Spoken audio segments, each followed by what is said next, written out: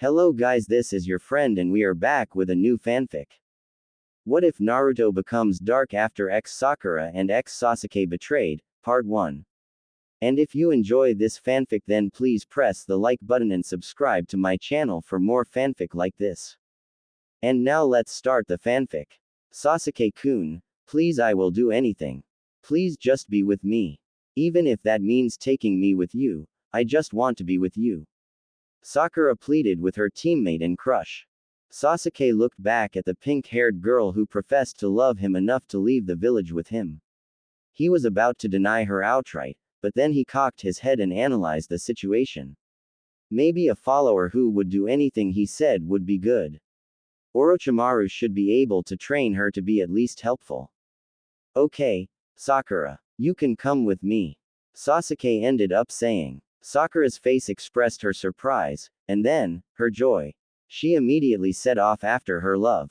Sakura and Sasuke disappeared into the night. Chapter 1. Next day. Man, lunch sure was good today. Naruto yelled out. Thanks, old man. Your ramen always hits the spot. Naruto said while laughing. Naruto left his money on the bar and walked out of the ramen stand. Walking down the street, Naruto decided to go see if he could find his teammates. After over an hour of fruitless searching, he was starting to get annoyed. Naruto had checked Sasuke's and Sakura's houses and neither was there. He had checked their typical training ground and even a couple of restaurants. He couldn't find them anywhere. He finally got lucky and spotted Kakashi-sensei walking down the street, book in hand of course. Hey, Kakashi-sensei! Naruto yelled out. Kakashi looked up to see his most unpredictable genin running towards him. Kakashi sighed as that meant he would have to stop reading his Ika, and he had just got done with that mission too. Kakashi-sensei, have you seen Sakura-chan or Sasuke? I mean, I already checked their houses and everything. Sakura-chan's mother even said that she hadn't shown up last night. What if something happened? Naruto exclaimed when he got in front of his sensei. Kakashi started giggling perversely as his mind went into overdrive at the information his genin just told him. Maybe Sasuke finally decided to sample the offering, he thought lewdly. Unfortunately for Kakashi's fantasies, he remembered Orochimaru's parting words to him. Sasuke-kun will come to me. He will come seeking power. Slightly concerned but still hoping for a perverted ending, Kakashi decided to check at a couple of discreet places to see if he could round up his missing students. First he had to deal with his other student who seemed to be jumping around everywhere. Oh yay, I have been silent for like 2 minutes. That is way too long for Naruto to sit still. Kakashi thought with a sweat drop. Don't worry, Naruto. I will go search for them right away. Though, you know, you might not like the outcome. With those wise words of forewarning, Kakashi went off to hopefully find his 2 genin. Naruto looked at his sensei's back in confusion. What the hell did that mean? Shaking his head at his strange sensei, Naruto went off to continue his search. There were still some places he had not checked yet after all. Hours later, Kakashi was starting to get extremely worried. Worried enough to go to Tsunade to find his missing students. He had searched hours without a sign of them anywhere. No one reported to having seen them since yesterday. As Naruto had said, Sakura's mother said that Sakura hadn't even come home last night. What really worried him though was that some of Sasuke's things were missing from his house. Kakashi knew that couldn't be good. Tsunade-sama, Kakashi said when he came before his leader. I believe it pertinent to send out shinobi to look for Sasuke Uchiha and Sakura Haruno. Both seem to be missing with no one knowing of their whereabouts since yesterday. I have also confirmed that some of Sasuke's things are missing from his house. I believe the worst, Kakashi said with despair. Tsunade was slightly shocked. She knew that Orochimaru had gotten his grip on the Uchiha's mind, but she didn't have a clue why a girl like Sakura would be with them. She almost thought they were off on a tryst, but Kakashi wouldn't have come in without ruling that possibility out. She pondered for a moment before making a decision. Kakashi, take Chunin Shikamaru and genin Naruto and search along the route to the land of rice. If they really have left then we are way behind on getting them back. I want you gone in no less than 20 minutes. Tsunade ordered. Hi, Tsunade-sama. Kakashi saluted before body flickering away. Tsunade rubbed her hands against her eyes as this new disaster promised to be embarrassing for the village as a whole. To have the Uchiha leave the village and no one was the wiser would be a hard blow to Konoha. Many of the daimyos had specifically came to the last Chunin exam just to see the boy. If the information got out that the boy left without anyone knowing about it, then Konoha would be a laughing stock to other nations. She decided to end her headache like she did all the others. She dragged her sake bottle from out of the drawer and proceeded to get drunk. Kakashi quickly rounded up the people Tsunade assigned on the mission. Naruto was there for sentimental value in hope to convince them to come back. Shikamaru was there for his capturing abilities as well as his brain. They left the village with 5 minutes to spare. Of course, Kakashi hadn't yet told Naruto why they were going on an A-rank mission. He couldn't stand to have that headache on his head right that moment. Naruto wouldn't be happy with the news, to say the least. After traveling miles through the woods with no clue at where they were going, Naruto's curiosity finally got the better of him. Kakashi-sensei. Naruto called out. Where are we going? And why did we have to bring Shikamaru along? Naruto asked with a very confused look on his face. Well, Kakashi began. He just knew this wouldn't end well. Tsunade-sama believes that Sasuke has left the village to search out Orochimaru. Our mission is to try and retrieve him. The only problem is that we are hours if not a full day behind. Shikamaru is along with us because of his family's unique jutsu that will allow us to capture Sasuke if we happen to run into him. Kakashi yelled out to a Naruto who was dropping farther and farther back. Naruto eventually came to a complete stop as he tried to process the information his sensei had just dropped on him. His mind went blank for a bit as he tried to wrap it around the idea of Sasuke willingly going to some freak. Ha ha, Kakashi-sensei. You must be joking, right? Naruto pleaded when he caught back up to the duo. Kakashi and Shikamaru had not stopped when Naruto did. Shikamaru was surprised himself. He didn't have any clue at why Sasuke would go to a missing nin, but for whatever reason, he knew that it was not good. I am sorry, Naruto. All the evidence points towards Sasuke leaving. Also, Kakashi slowed down his pace as he delivered even worse news to his student. It seems like Sakura went with him. As soon as those words left his sensei's lips, Naruto's world crashed. His beloved Sakura-chan had followed the Tem to some freak. No, she couldn't have. Kakashi-sensei, please stop kidding around. Naruto begged with tears in his eyes. Sakura-chan and Tem both would never do something like that. Right? Please tell me you are lying, Kakashi-sensei. Naruto yelled. Tears were flowing down his cheeks as he acknowledged within him that the girl he loved had betrayed the village. Had betrayed him, just to follow the Tem.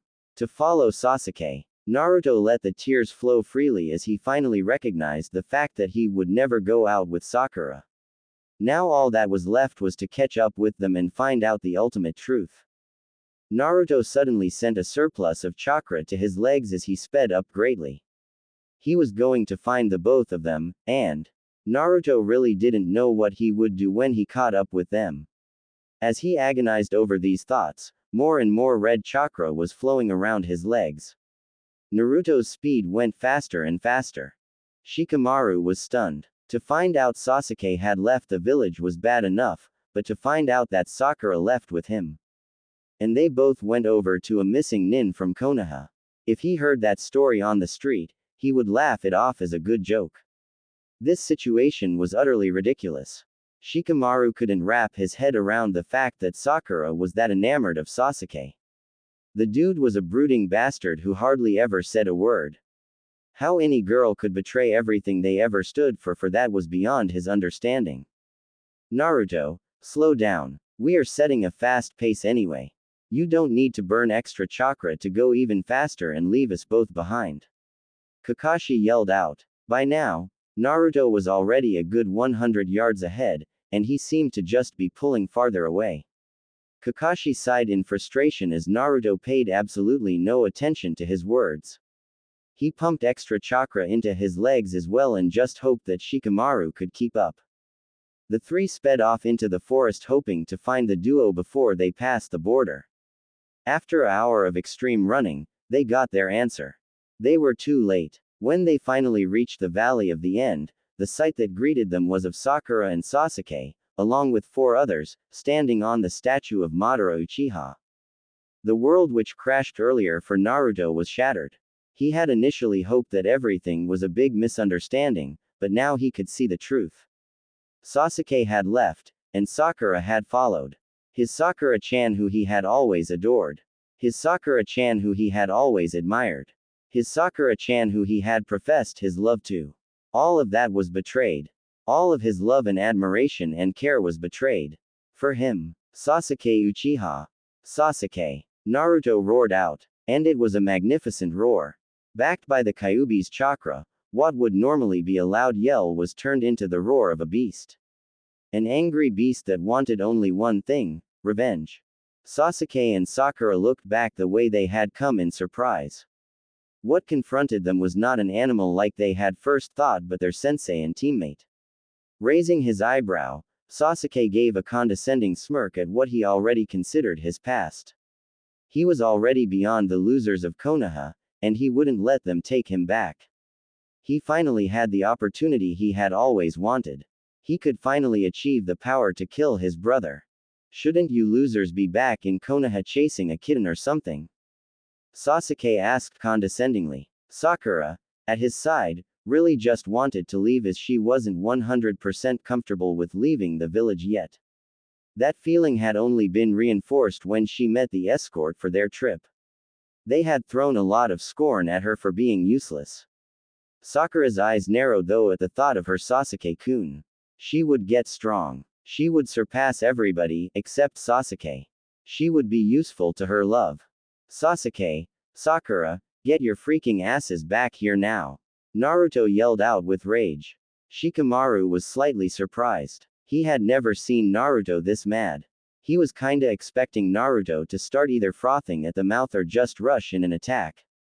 Naruto must be really shaken up to be this mad.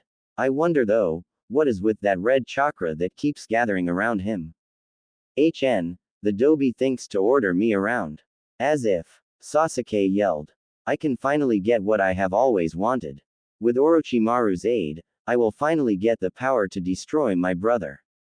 I will finally actually move forward instead of that stupid crawl I was moving at in Konoha. Sasuke ranted. I mean look, I started out so much stronger than you, but you kept getting stronger and stronger while I gained nothing. Not anymore. I will finally gain the strength that has always been my right. And no one will stand in my way, Naruto. No one. Kakashi's eyes widened at the rant of his student. He winced in pain at the message, but he was honestly surprised at just how bad the boy had gotten. Konoha should have actually done something for the boy instead of the Sandames, it will take care of itself, plan. Hindsight showed that that was the worst possible plan the village could have taken. Leaving Sasuke to himself after the massacre only ended up pushing him away from Konoha. Sasuke. Kakashi called out. He had to try even if he thought it would be hopeless. I am sure the Hokage can forgive you and Sakura if you come back now. If you continue attempting to leave though, I cannot guarantee what will happen. Kakashi warned. He really hoped that the two would give up without a fight, but he seriously doubted it would happen. The 4 with them also gave him pause. Orochimaru would only have sent his best. It also didn't help that Orochimaru's people looked perfectly rested, while Shikamaru was probably almost out of chakra from the forced run here. Go tell your precious Hokage that we probably won't meet again. I am following my own path now, not Konoha's. Sakura has elected to join me. Any last words to our past, Sakura? Sasuke asked to his teammate. Sakura looked at the 2 people she had come to finally care about. She then looked to Sasuke who was her only love. She had told him she would do anything.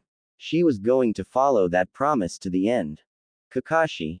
Naruto baka. Sakura yelled out. This actually feels pretty good. I never knew talking down to people that had authoritative privileges over you at one point in life was so much fun. I am going to become powerful as well. Next time we meet, if we do, Sasuke won't be the only powerful person. I will be a shinobi that will put fear into the hearts of others through my mere presence. Later, losers. Sasuke had to laugh at the looks on everyone's faces. He knew that he made the right call in bringing Sakura along. She was totally devoted to him, and she was totally devoted to strength. She could become a real asset later when he hunted his brother. She also had an unique way with words. All six suddenly left the statue they had been standing on and disappeared into Rice Country. Shikamaru saw Naruto fall to his knees as the boy started sobbing. Then Kakashi came behind him and put his hand on Naruto's shoulder. Shikamaru could make out what appeared to be tears flowing from his eyes as well. A team was torn beyond all recognition. The last words between people who had become almost family were words of hate and scorn. Kakashi, who had problems in his past, and Naruto, who had problems throughout his life, were both left reeling as their bonds with Sakura and Sasuke were broken so easily by the duo. All the teamwork principles Kakashi had taught, abandoned. All the camaraderie between them, broken. Naruto and Kakashi's world, shattered. They left the Valley of the End broken. What would come from this breaking would alter everything.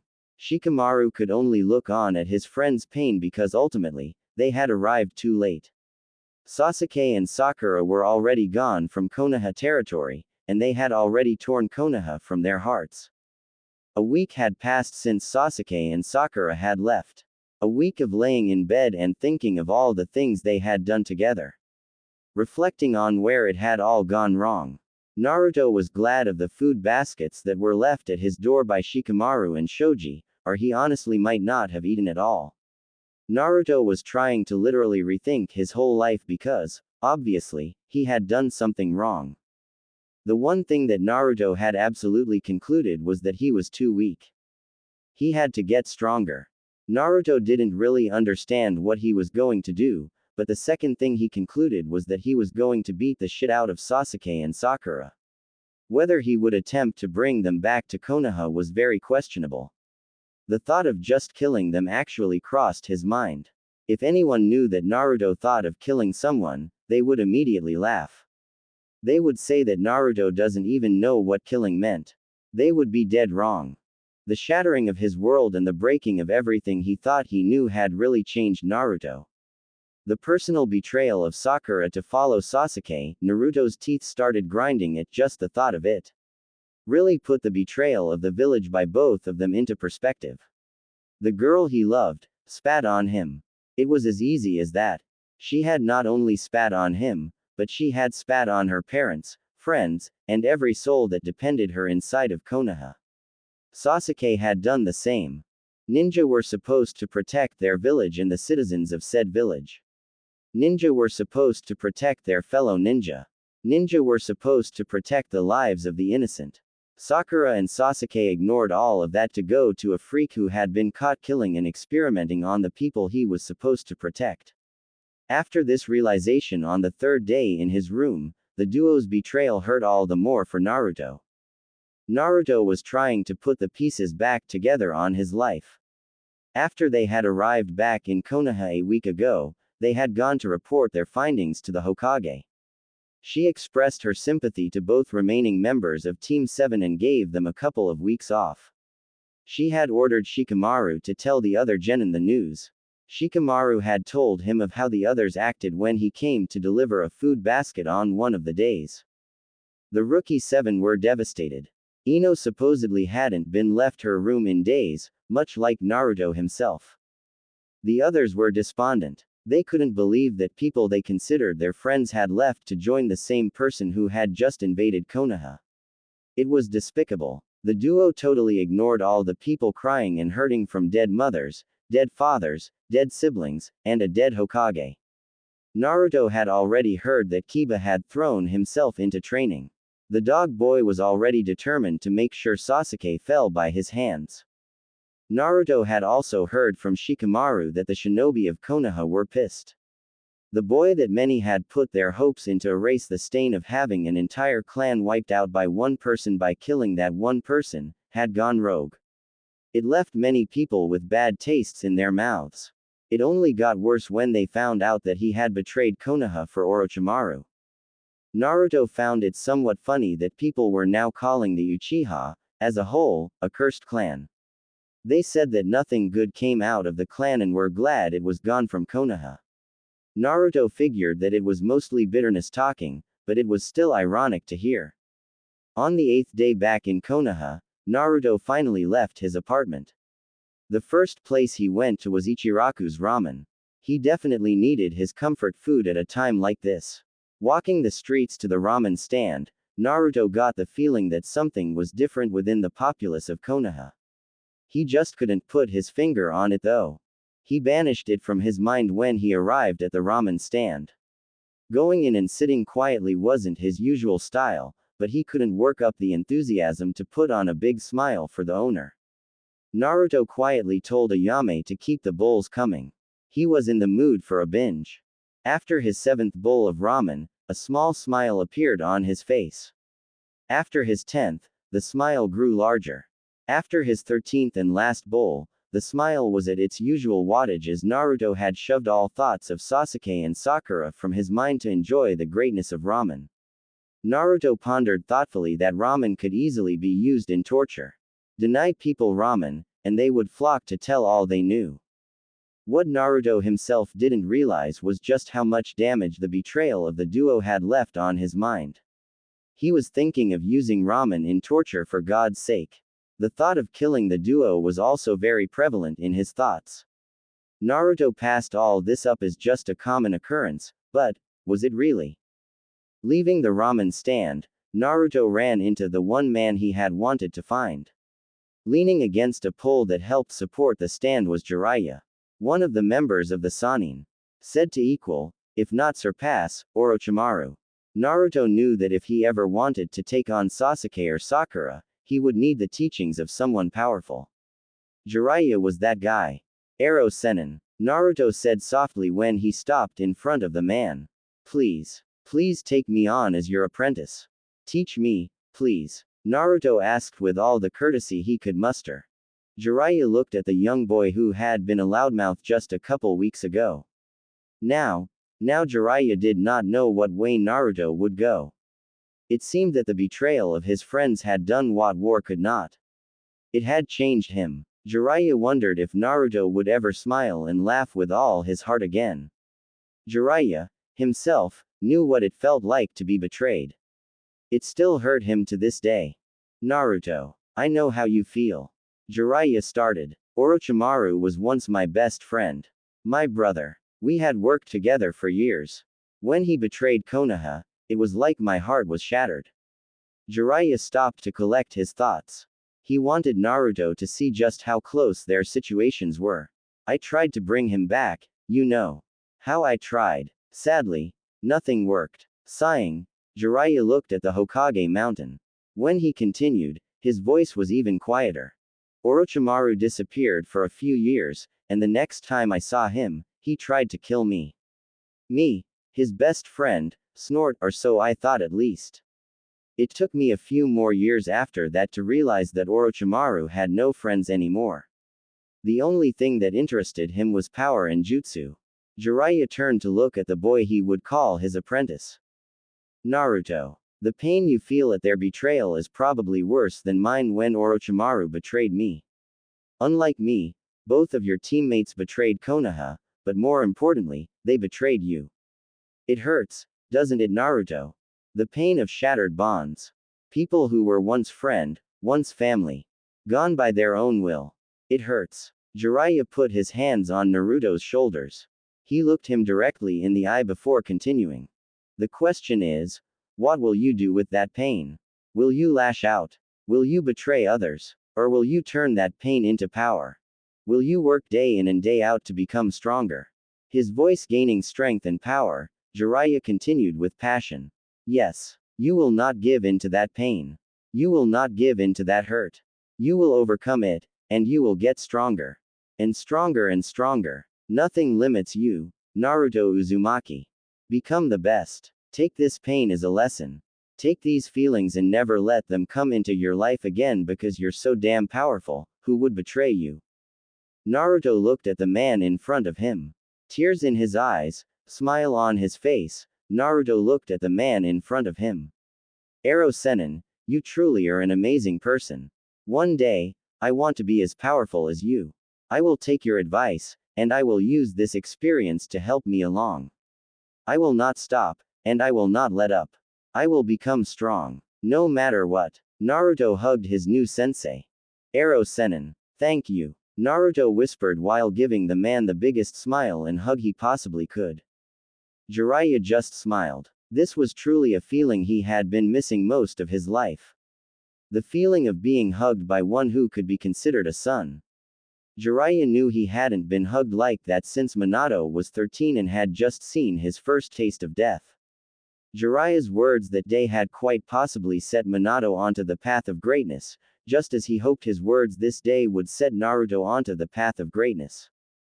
Pulling Naruto back out to arm's length, Jiraiya gave the kid a once-over. Nodding his head, he started laughing. Okay, kid, time for some training. I want you to go pack what you will need for an extended absence from Konoha. You and I are going on a training trip. Jiraiya yelled proudly. We will be gone a couple of years. About 2.5 to be exact. Over those years, I promise you that I will turn you into one of the strongest shinobi Konoha has ever seen. Just you wait, brat. Jiraiya said happily. Meet me at the gate in an hour ready to go. Smiling happily, Jiraiya walked off to make sure all the small details were taken care of with Tsunade. Naruto rushed back to his apartment with a smile on his face. Ero Sennin was a true inspiration. With Ero Sennin's aid, Naruto had gone from a moody boy with way too many thoughts on his mind to a happy kid, still with some overreaching issues, that was ready to get some serious training. Packing his bags in a hurry, Naruto focused mainly on underwear and socks. He knew that many of the supplies could be bought in different towns, but it would be better to wear his own underwear and socks at least for a while. Naruto had splurged slightly when he bought them after all. The end result had been that they were extra comfortable. Looking around at his apartment, it struck him as an incredibly lonely place to be at. He was actually glad to be leaving for a while. It was time for a change of scenery. The last thing he saw before closing the door was the photo of Team 7. Sakura's smiling face and Sasuke's brooding look both brought a frown to his face. They were gone, and Naruto believed that they were never coming back. It hurt, but he would move on. He would move on. Locking the door, Naruto left his apartment. He just hoped it wouldn't be too dusty when he came back. He raced over the Ichirakus to make sure he bid them goodbye. He would miss their delicious ramen. People just didn't make ramen like Ichiraku's. Something about the place seemed to just promote good taste. Oi, Ayame, old man, I came to say bye. I am going to be leaving for a couple of years, but when I come back, I will kick some serious ass. Naruto told the two with a smile. That's nice and all, Naruto, but who will pay for Ayame's pretty clothes at home without you here?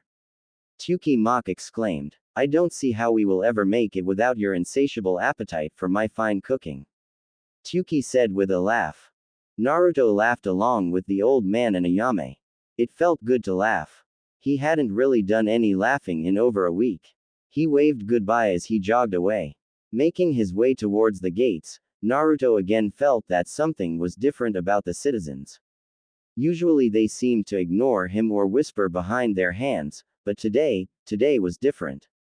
Naruto just couldn't really figure out how. Naruto found himself the first one at the gate. Ero Sennin hadn't made it yet, but Naruto figured he wouldn't be much longer. He wasn't Kakashi. That reminded him. He hadn't seen Kakashi since the report to Bachan. He hoped his sensei didn't go into some kind of emo depression or anything. The duo's betrayal was painful, but Naruto was going to use it to get stronger. Simple as that. Once more affirming his resolution, Naruto looked up to see Jiraiya walking towards him with his scroll on his back. Looking at his teacher from a distance, Naruto noticed something he really hadn't before. Ero Sennin was freaking tall. The man was a giant. Naruto really hoped he started growing. He would look like an absolute shrimp when they traveled together.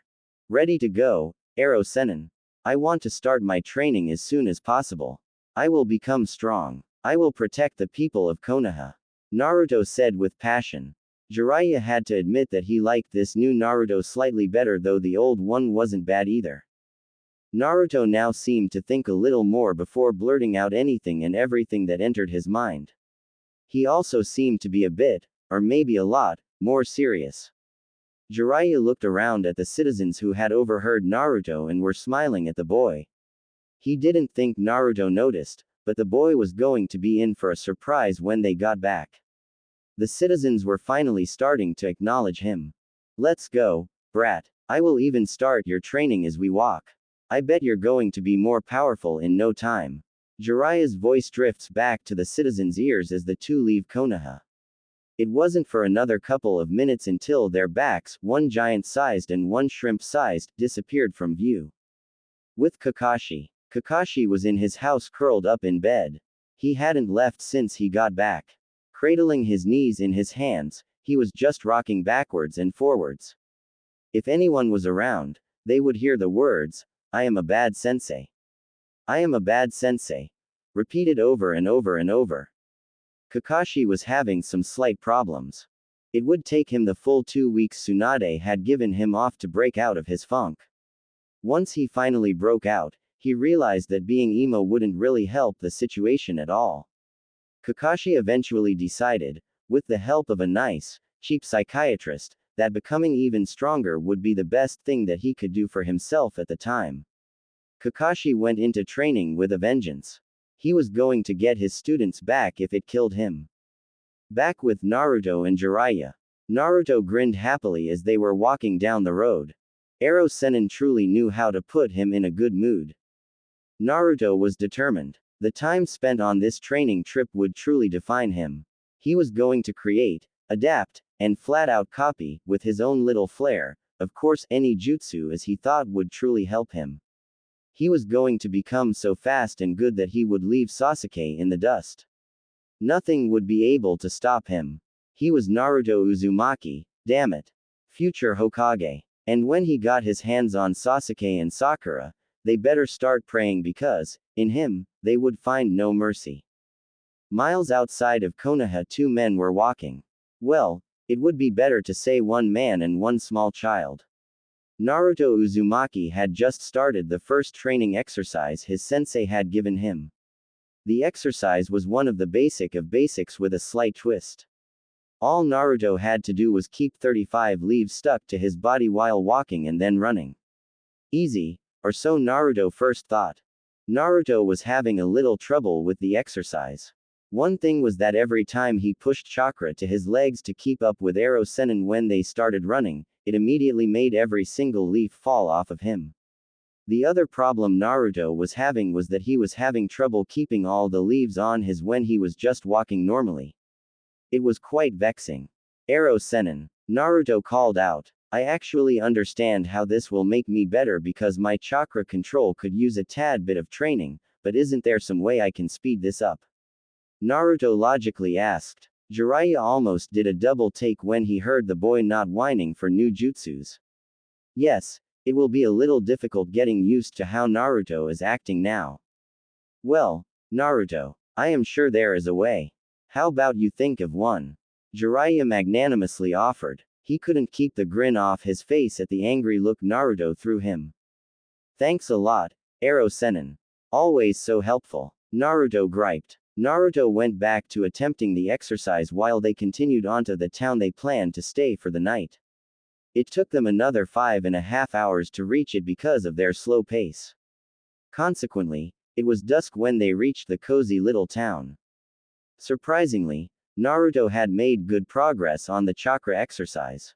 He could at least hold all the leaves on him while walking. Many still fell off though when he started applying chakra to different parts of his body in large quantities. Getting into their room for the night, Jiraiya decided to run over the training schedule he planned for Naruto to learn over the years with him. Pulling out his notebook, previously used for his porn ideas, Jiraiya went over all his notes before sitting down. He gestured for Naruto to sit across from him on the opposite bed. Naruto, I think now is a good time for us to go over what you will be learning in your time with me. At Naruto's serious nod, Jiraiya continued. I am planning to shore up all your basic skills first thing. That means I am going to get your taijutsu up to stuff as well as make sure you can dispel genjutsu. I am going to pound into your head strategy and tactics. No more rushing straight into things. You will have a plan at all times, and you will have a backup plan at all times. Jiraiya told the boy in front of him. I am also going to teach you how to customize your Rasengan to fit your needs. You might not have noticed, but people can dodge your Rasengan because of its small size. With your chakra reserves, I believe that size can be doubled, hell maybe even tripled or more. Last, I am going to try to teach you how to control the fox. When you get back to Konoha, you will easily make Chunin or higher. Jiraiya's got a huge grin on his face. So, what do you think of my awesome plan? He asked excitedly. Naruto thought of all his sensei had just told him. It sounded tempting to take the route arrow Sennin had laid out for him, but Naruto couldn't shake the feeling that it wouldn't be enough. He would need more power and knowledge than that to beat Sasuke. Hell, even Sakura would be getting a lot stronger. He couldn't just master the basics. He had to master the basics and then master the hard stuff too. He couldn't be weak anymore. It's not enough, arrow Sennin. Naruto stated with conviction. What you just told me will not be enough. Sasuke already is faster than me, plus he has all that elemental stuff. Sakura already has much better chakra control than me. They already surpass me in the things that you want to teach me. I have to push my training farther and faster than both of them combined.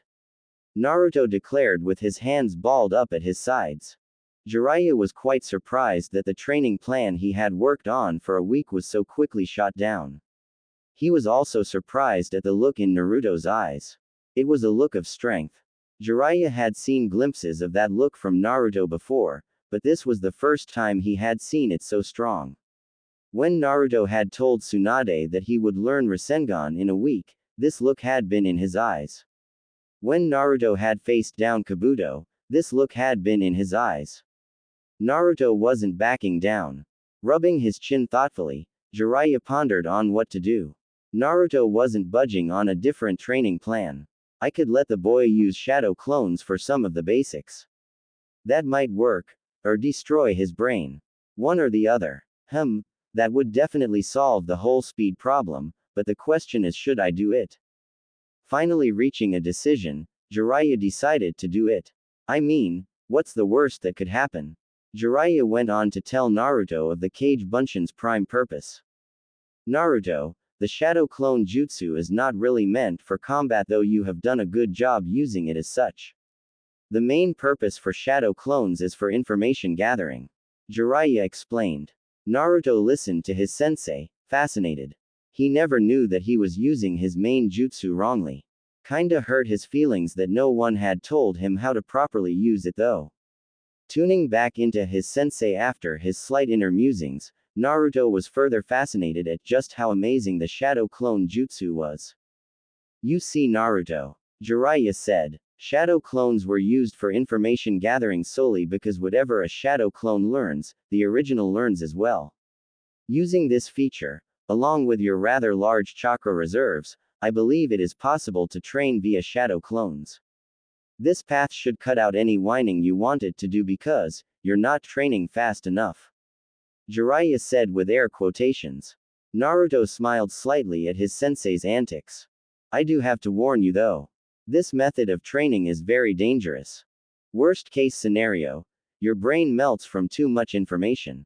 Jiraiya warned. That's why the number of clones you use will be limited until I deem you ready for more. You are never to use this method while I am not with you.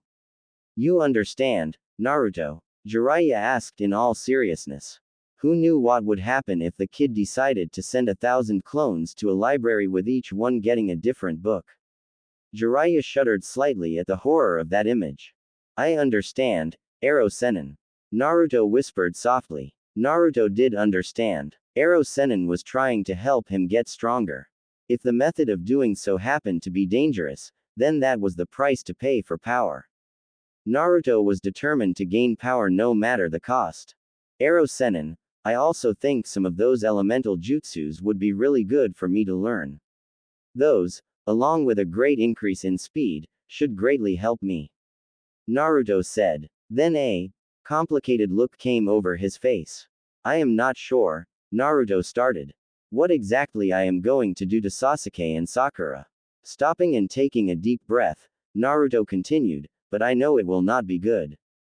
They betrayed everyone, and that I will never forgive. Naruto got off the bed and started pacing. I will become stronger. This I promise. Using that strength, I will protect Konoha. If someone betrays it, I will destroy them. This is my new Nindo. A Nindo of protection. A Nindo to stop betrayal, and if I have to do that by making an example of previous betrayers, then I will do so. I will do so. When I become Hokage, I will create a Konoha so powerful that no one will ever betray her. Naruto told his sensei with no wavering in his voice and no wavering in his heart. He was committed. Jiraiya looked at the boy in front of him. The same boy who had been a loudmouth prankster only months ago. The same boy who had previously proclaimed his desire to be Hokage for acknowledgement. This boy was now seeing the true ninja world. A world of gray with hardly any black and white. It was kinda sad, Jiraiya had to admit, but it also meant that there would be no breakdown later in life when Naruto realized the true state of affairs in the world. Jiraiya got up and walked to Naruto who had stopped pacing. Reaching out his hand, Jiraiya patted the boy on the head and he said, I will help. No more words were needed. Both sensei and pupil were in agreement. Next day, Jiraiya had initially planned to stick around and do a little research. After last night's conversation though, he decided to really push on Naruto's training. This led to the two leaving early in the morning after a quick breakfast. Going at full speed, Jiraiya led Naruto to a little clearing that was tucked deep within Fire Country. A spot overrun by nature and quite a ways distance from any nearby town. It was a spot perfect for a few months of extreme training before going on their way again. Dropping his bags, Jiraiya said, Here we are, Naruto. This is the place we will be staying for the next couple of months. I plan to have all of your elemental training as well as most of the basics covered by the time we leave this clearing. I hope you're prepared, Jiraiya said with a creepy chuckle. Because you're about to get 24/7 personal attention from a Sennin. Naruto got a slightly bad feeling at the chuckle. Arrow Sennin didn't sound sane. I am sure it will be fine. I mean, what is the worst thing that could happen? Naruto's training began, and he couldn't be happier. From sunup to sundown, every hour except lunch was filled with training. They finished around 6:30 every day and had dinner afterwards. The creek was used to gather water as well as for bathing. Dinner and lunch were often animals that were caught either through traps or hunting. Jiraiya made sure that the first few days were spent specifically on survival. That meant Naruto had to set up their camp, catch their food, cook their food, create bedding, and ward off predators. Easy stuff for ninja, right? Of course, Jiraiya had to add the whole, keep Senbon attached through chakra, everywhere, part. Naruto got the hang of it though. He was also glad that Arrow Sennin was showing him the finer points of cooking with only field ingredients. How this leaf did that and that leaf tasted like this were only a few parts of the intricacy of field cooking. After the whole crash course on everything survival lasting 3 days, Jiraiya had Naruto summon 10 clones on the 4th morning. 2 clones were assigned each topic Jiraiya wanted to go over. One set of clones went over tactics in battle. Another set went over strategy in war times and peace. Another went over economics, while yet another went over chakra control. The last set of clones was assigned to learning basic knowledge on anything Jiraiya thought of at the time. Of course Jiraiya had his own clones teach Naruto's clones while Jiraiya personally pounded physical training into Naruto. Sit-ups, push-ups, squats, running, pull-ups, taijutsu, muscles, and speed were all done by the originals. All day long the sounds of physical exertion could be heard from the clearing.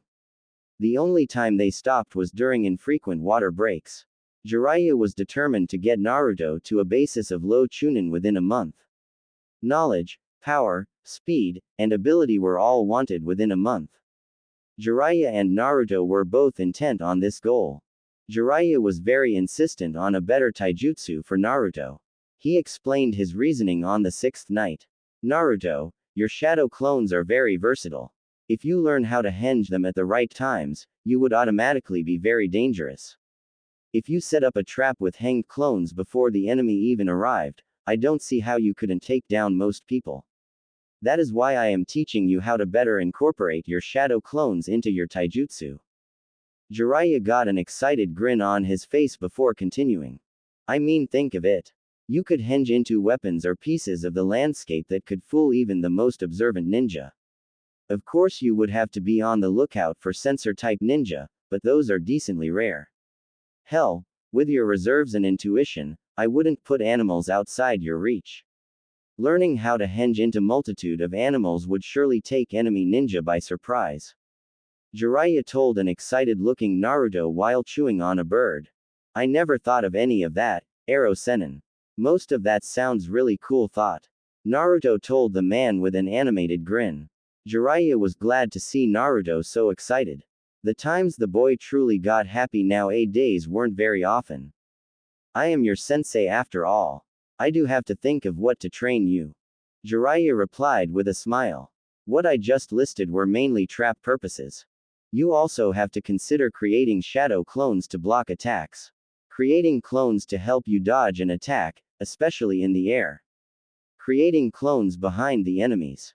I have personally seen you create hundreds of clones scattered throughout an area, and some were 50 feet or more from you.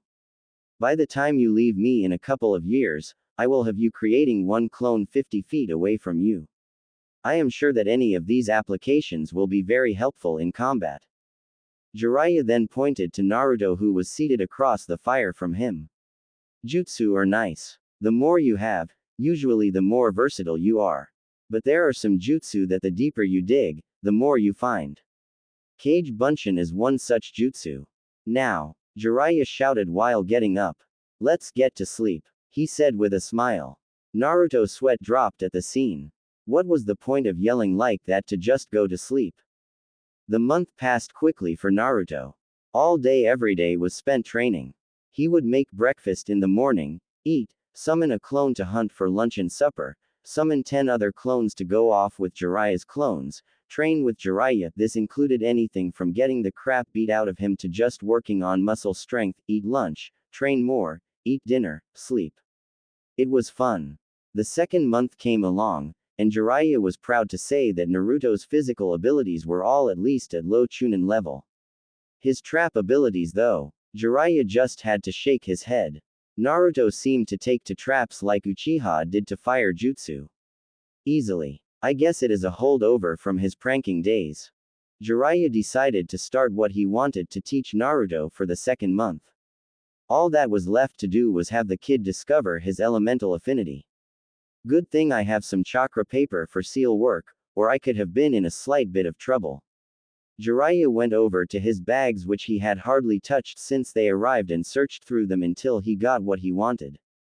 Pulling the chakra paper out, Jiraiya called Naruto over from finishing up his breakfast. Okay, Naruto. We are going to be doing things differently this month. I think you are around a low chunin in physical ability. Of course, with your high jutsu level, you could probably take on high level chunin. Using the fox, you could probably fight off Junin. None of that is the point though. Naruto snorted at hearing that. It was really easy to get Ero Sennin off subject. And that was with no girls in sight. Sad. What I was saying was that this month will be devoted solely to elemental affinity with some physical training as well. Jiraiya clarified. To learn your affinity, I brought you some high quality chakra paper. Enjoy, he said with a smile. Naruto looked at his sensei for a second before shaking his head. The man could be really absent-minded at times. Does he actually think I have any clue what he is talking about? I can guess what elemental affinity is, but what are they specifically? Stupid Ero Sennin. Ero Sennin. You mind explaining to me just what the hell you are talking about? Naruto asked in exasperation. Jiraiya's eyes widened a little. He had completely forgotten that Naruto was still not very knowledgeable about a lot of things. Naruto's new demeanor really gave off the feeling of some intelligence. Jiraiya was already forgetting that the Naruto from a month ago had absolutely no intelligence. The Naruto in front of him was already turning into a competent shinobi. Jiraiya was quite proud. Whoops, sorry, Jiraiya said while rubbing the back of his head in embarrassment. Elemental affinity is something that everyone has. It is either fire, water, earth, lightning, or wind. You will find it much easier to learn jutsu of your specific element. That is not to say that you can't learn other jutsu, just that it will be harder. Jiraiya then started expounding on the elements and chakra paper. You see, each element has a weakness and a strength over a different element. The chakra paper comes into the picture when a shinobi wants to learn what their element is. All you have to do is push your chakra into the paper, and the paper will do one of 5 things. Fire burns, water wets, earth turns to dirt, lightning crumples, and wind cuts. Here you go. Jiraiya handed Naruto the paper he had got out. Naruto took the paper with slight trepidation. He really didn't want some weak element, or fire. He had seen enough fire from Sasuke. Placing his chakra into the paper, Naruto waited for the paper to react. Dunda, dunda, dunda. His heartbeat seemed to fill his ears. Finally, the paper reacted. It was wind. Is wind good? Holding out the cut paper to Ero Sennin, Naruto had to ask. Is wind any good, Ero Sennin? He really hoped the answer was yes. A bad element would undoubtedly ruin his day. Jiraiya smiled at his student. He really wanted to lead Naruto along, but he figured it would be too mean. Sigh, the things I do for kids. Shakes his head. The wind element is sometimes called the battle element, so I figure that it is perfect for you. Just remember that wind cuts. That is what it does. It is your responsibility to determine what it cuts and how it cuts. Remember that in life. Naruto looked confused before nodding. He would remember the words. Jiraiya went over to one of the many trees surrounding the clearing they were in. He picked up a leaf before heading back to Naruto. Handing the leaf over, he could easily see Naruto's very confused look. Your first exercise on mastering your wind element is for you to cut this leaf using only your chakra. To do this, you are going to want to split your chakra into 2. Then grind the 2 together until they are both extremely thin and sharp. Lastly, apply the chakra to the leaf. I will allow you to summon 100 clones for this exercise. Let us hope you can get it in a week where we can move on to the second exercise. Begin. Jiraiya stated calmly before walking back over to the remains of breakfast. He decided to clean up for once. Naruto looked at his sensei before shrugging and summoning his clones. If he had a week to cut a leaf, then he would do it in 4 days. I will show everyone my power. I will move faster and farther than any other who has come before me. I will master wind manipulation to a degree that others can only dream of. I will show Ero Sennin that I will surpass his expectations at every turn. Ero Sennin believes in me. I will not let him down. Naruto began his wind training. Before the month was out, Naruto mastered both exercise, cutting a leaf and cutting a waterfall, and before he even knew it, 2 months had passed since the two had left Konoha. Extra wind training and then off to the desert. They were finally leaving the little forest clearing they had stayed in for 2 months. It kinda annoyed Naruto because he felt like his training was just getting good. He would trust in Ero Sennin though, and hope that the next place they stopped would be even better. Okay, brat, everything is packed up, and all traces of our presence have been erased. Let's go. Jiraiya comically yelled while swinging his arm forward. So saying, he took off at a full run. Naruto was caught completely by surprise considering his sensei never liked to run. Naruto quickly took off in pursuit. Catching up, Naruto adjusted his pace to match Ero Sennin's speed. The two traveled comfortably together as the miles passed under them. They soon ran out of trees and had to race across the ground. 3 hours after noon was when they finally reached their destination. The town they arrived at was beautiful, to say the least. Naruto had honestly never seen anything like it. Wow. Naruto breathed in excitement. Ero Sennin. This place is amazing. It is so beautiful. Naruto whispered while looking around in awe. The town truly was a pretty sight. Built on a cliff overlooking a lake, the city had many canals that formed into waterfalls as they fell into the lake. Most of the people seemed to travel by boat, and the sparkle of the lake and waterfalls could be seen clearly from the entrance. It truly was a beautiful sight.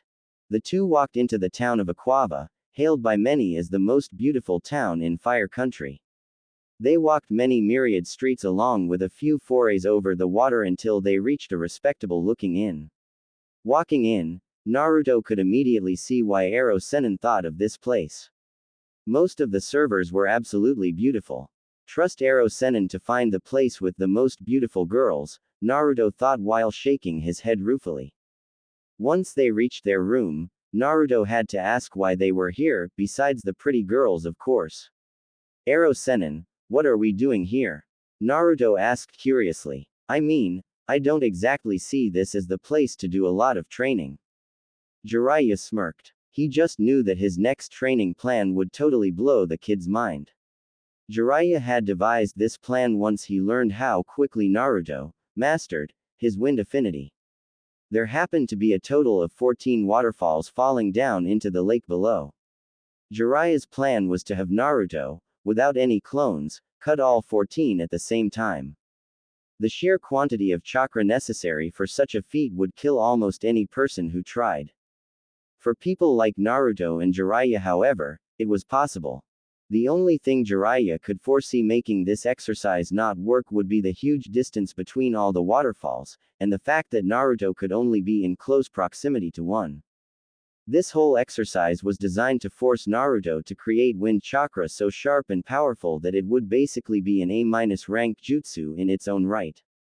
If Naruto used any shape transformation on such powerful wind chakra, Jiraiya shook his head chuckling, then that jutsu's power would most likely be a high A rank or low S rank.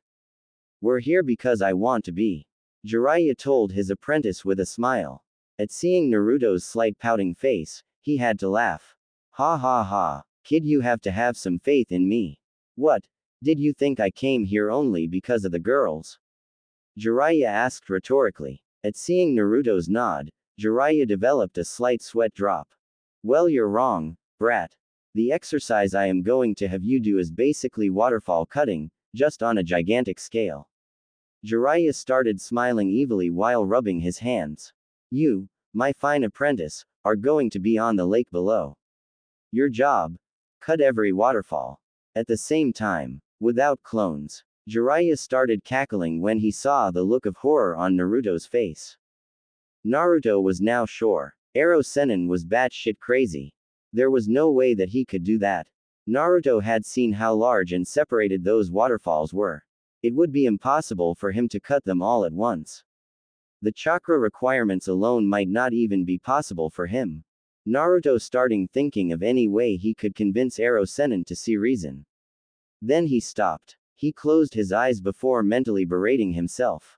What the hell am I thinking? This is the perfect opportunity. This can easily be my first step in showing Ero Sennin just how powerful I will become in wind. This will be my first step to truly becoming stronger. I will master this exercise in no time. Naruto opened his eyes to give his sensei his answer. Jiraiya was moderately surprised, though he really shouldn't have been, at the resolve he saw in Naruto's eyes. Naruto was ready to start trying to cut all those waterfalls. I guess I should give it to the kid. Hell, I wasn't really expecting him to be on board with this. He would have good reason to not do it. I was drunk when I thought of this training. Jiraiya thought with an inner embarrassed chuckle. I am ready, Ero Sennin. Time to take my wind affinity to the next level. Naruto shouted out. There is still some daylight left, so let's get our butts down there and start training. Naruto then ran out of the hotel heading towards the edge of the city. Jiraiya sighed. He had forgotten just how time-consuming it was to have an apprentice. Jiraiya slowly followed after his student with his head hanging. He had so been looking forward to making nice with all the ladies too. Naruto arrived at the edge of the city with Arrow Sennin nowhere in sight. Looking down at his task, Naruto gulped. That's one damn big waterfall, and I have to cut all 14 at the same time. Naruto whistled, no time like the present I guess. So thinking, Naruto jumped down to the water below. Cushioning his impact with chakra, he immediately sent more chakra to his feet to stay atop the water. I guess I should summon one clone per waterfall and try to work my way down from there. Naruto mused out loud. Putting action to his words, Naruto summoned 13 clones, while he did the last one by himself. Once all the clones were in position, Naruto signaled the start of the exercise. It took only a few minutes for each clone to get warmed up and split their waterfall, but none of them could figure out how to extend their reach to include the others. Naruto sighed at seeing the result. He was just glad he had already learned how to split waterfalls, or he really would have had a hernia when Arrow Sennin had told him about this training exercise. Naruto quickly dismissed the clones when he could tell that they weren't getting anywhere on solving the problem. Taking in their experience, Naruto sat down to meditate on a way to split all waterfalls at the same time. Diminishing the number of clones until only the original remained didn't seem to be the way to go. That would only leave for Naruto himself to keep increasing the chakra and quality of his wind cutting until all waterfalls were cut. Naruto bit his tongue, perturbed. To take that path would require a long time. Shaking his head ruefully. Well, that's why it is called a training trip, I guess. Naruto began again. This time he was by himself in front of the waterfall that was the closest to another. Summoning his chakra to his hands, Naruto began splitting it apart and then grinding it together. Satisfied that his chakra was suitably turned into wind chakra, he placed his hands before the waterfall. Naruto pushed the gathered chakra in his hands towards the waterfall. It cut through it. Keeping the chakra flowing, Naruto tried to extend the reach by gathering more chakra and turning that into wind chakra as well. Pushing past his limits, Naruto could see that his idea worked, sorta. He could see that the other waterfall was cut, but barely any of it was being cut. Jiraiya looked down on his student from the top of the cliff.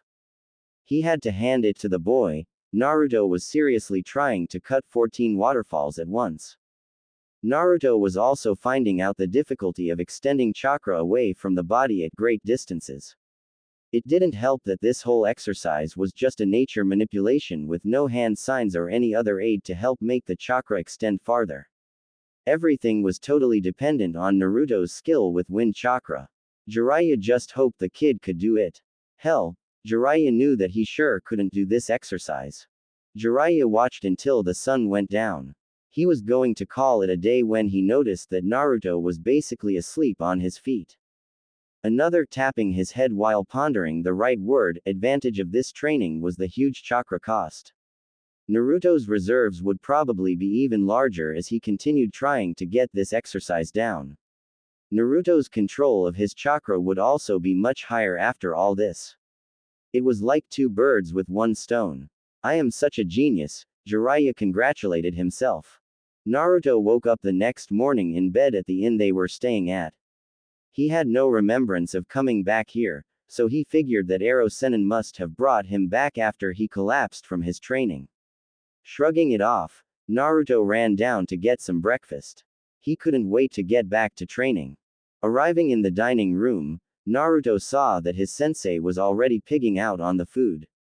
After observing basic manners, Naruto too began eating.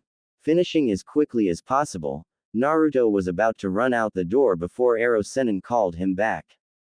Brat, make sure to leave 10 clones here.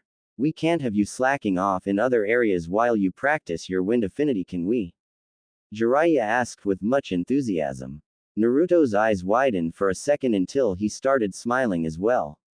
Yes, he was going to gain much skill in wind chakra, but he was also going to be getting stronger in other areas at the same time. He really loved shadow clones. 2 months 1 week later. Ha ha ha. Naruto panted. He had to smile. He had finally done it. After a full day of trying, he had finally done it. Cutting 14 waterfalls at the same time by himself. Complete. Breathing in and out deeply to catch his breath, Naruto looked to his side to see Ero Sennin walking up to him. He was clapping. Well done, brat, Jiraiya called out. You finally did it. I have to admit to being slightly impressed. Jiraiya praised. Naruto smiled up at his sensei.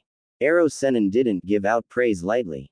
The man was a wonder to be around, but praise was always well deserved with him. That's why it was always a joy to be Ero Sennin's student. Thanks, Ero Sennin. Now we can move on to my next training, right? Naruto asked curiously. He had to admit to being glad that he could cut something like 14 waterfalls at the same time, but he wasn't exactly sure how that would help him when it came time for a real fight. Ah, but first, Jiraiya yelled in excitement. You have to realize what this training was for. I want you to come up with your own jutsu using the wind manipulation you just learned. You come up with the idea, I will teach you the necessary shape manipulation if it is needed.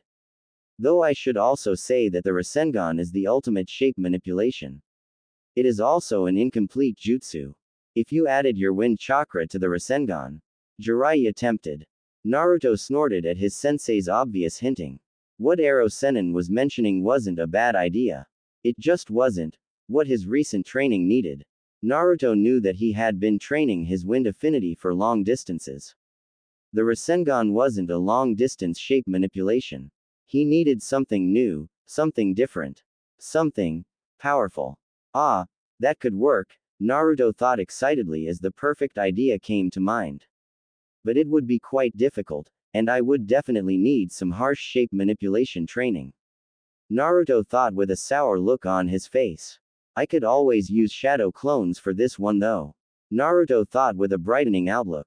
That look instantly went back to dark when he realized just how many shadow clones he would need. Naruto groaned, I can already feel all the mental pain from burst clones. Ero Sennin. Naruto shouted out. I have just the idea. Though I am going to need your help on learning how to do the shape manipulation right. At seeing Ero Sennin's nod, Naruto immediately headed back to town to collect their things. They would need a different environment to work on this jutsu. Jiraiya followed along with a perplexed look on his face. When did I become the follower? I am supposed to be the sensei here. Jiraiya thought with a pout. Once they got out of town and were on the road, Jiraiya just had to know where Naruto thought he was going. For all he knew, the kid was going to walk around randomly until he spotted a nice place. Yo, brat, where the hell do you think you are going? Jiraiya squawked as he saw Naruto start speeding up. Jiraiya really wasn't in the mood for running. Naruto looked back to see Ero Sennin running to catch up while scratching his butt. Naruto started choking with laughter. It was an amusing sight to be sure. Finally gaining control of his laughing, Naruto saw that Ero Sennin had caught up with him. Naruto decided to explain some of his thought process. Well, for my idea to work, I am going to need a lot of room. It would also be best if there are no obstructions. My idea is a long-range kind of thing. Since I am using wind chakra, anything in my way will be cut. Naruto explained. Jiraiya looked at the boy in front of him with an eyebrow raised. Naruto was awfully cocky to think that whatever was in his way would be cut. Then again, if what Naruto had told him about his final solution to cutting all those waterfalls was true, then Jiraiya could possibly see Naruto cutting most anything from his path. Naruto had ultimately decided that he literally couldn't cut all 14 waterfalls at once with his current level of wind molding. That was why Naruto decided to go back to the basics of molding wind chakra. Naruto theorized that if he could make the quality of wind chakra better, it would be easier to cut everything. It turned out that the boy was right. Naruto had worked long weeks on getting his chakra to grind together to a finer and finer line until finally he unleashed his result. It was quite a disturbing scene as Naruto was using around 800 clones, all of which were sitting down and focusing only on wind manipulation. Jiraiya would have sworn that he would never, ever see Naruto Uzumaki still like that for such a long time. To see 800 of him doing it, scary. Sounds like the desert would be a good place for you, brat. What say we head to Suna? If my recent informants are right, then you will be getting quite the surprise when he arrived there. Jiraiya said with a secretive grin. Naruto narrowed his eyes as he stared down his sensei. Ero Sennin wasn't talking though, so he eventually gave up trying to stare him down.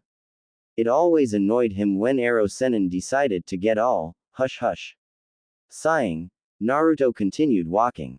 The desert of Suna sounded just as good as any other place. At least there, he would be able to visit Gaara. Master and pupil sauntered off to the desert. 6 days later, Naruto had to concede. His idea to go to the desert, bad idea. It was freaking hot in the desert. Not only that, Naruto was definitely not wearing the right kinda clothes to be traveling in over 100 heat. That was why he had already gotten rid of the upper part of his orange jumpsuit. The annoying thing was that Ero Sennin had thought Naruto was keeping up with it, while Naruto thought Ero Sennin was keeping up with it. The end result was that there was no more top to the orange jumpsuit. Naruto was stuck in his orange pants and a black shirt. Let's not forget, Naruto grumbled to himself, Ero Sennin just had to completely bypass Suna and take us deep into the desert. We're in the middle of freaking nowhere, Ero Sennin. Naruto suddenly shouted. I thought we would at least go to Sunagakur and visit Gaara. Jiraiya looked back at his suffering pupil. He smiled. The brat wanted to go to the desert, well he damn well was going to give him the desert.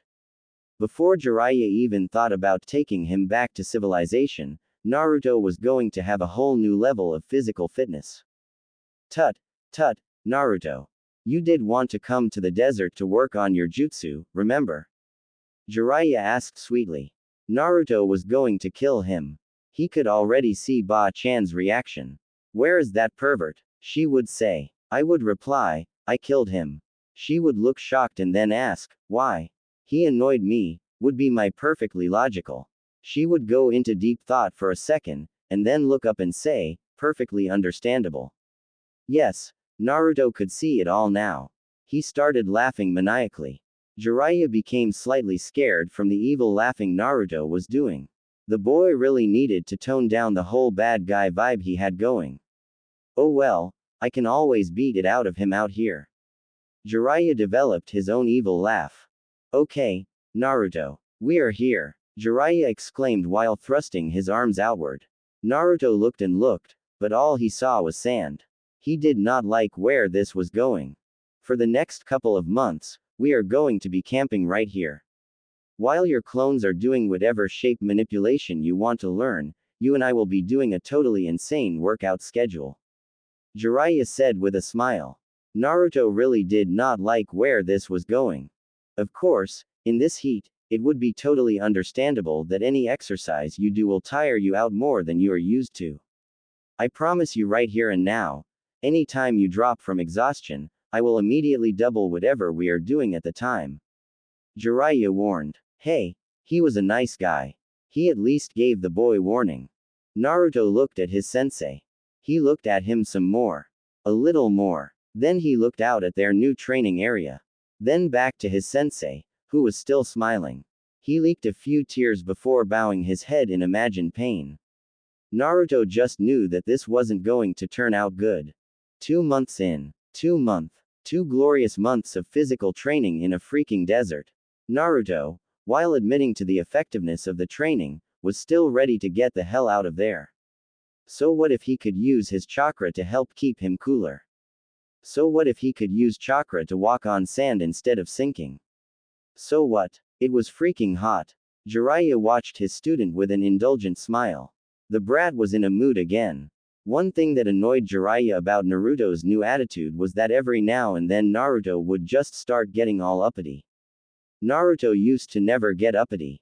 Now someone could almost set their watch by it. The only good thing was that it was quite easy to break him out of his mood. All one genius sensei had to do was offer a little extra training. Didn't matter if Naruto was acting out because of the training, Naruto would always snap out of his moods at the opportunity of training. Controversial? Yes. Did Jiraiya care? No.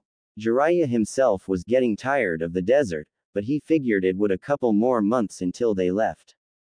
Naruto still wasn't up to his standards with his taijutsu and physical conditioning. Though, from what Naruto had been telling him, his jutsu was almost complete. After Jiraiya had given him the basics in chakra manipulation, Naruto had started developing his new jutsu in private. Of course, Jiraiya could have easily snuck over and saw it, but he figured that allowing Naruto this freedom would do the boy good.